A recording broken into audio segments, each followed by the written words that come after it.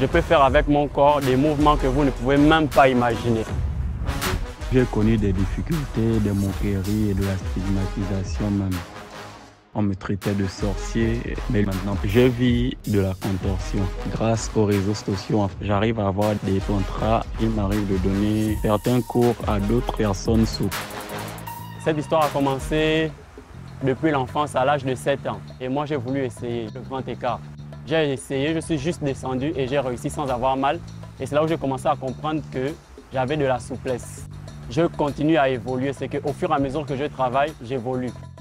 Mes parents prenaient ça pour un jeu, mais c'est plus maman qui boudait parfois parce qu'il arrivait des moments où je pouvais manger en ayant ma jambe au cou comme ça.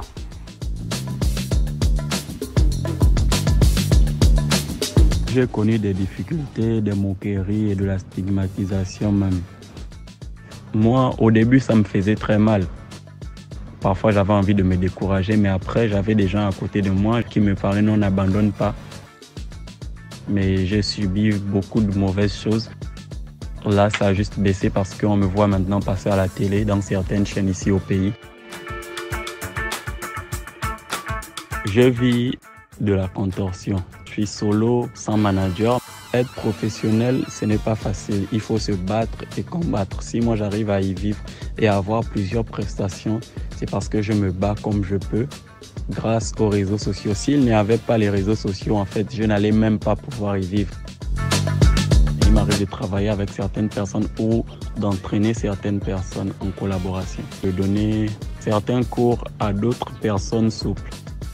Mon rêve en tant que contorsionniste, c'est déjà de pouvoir voyager, faire le tour du monde grâce à ça et participer à plusieurs spectacles internationaux et pourquoi pas signer des contrats dans des cirques et autres.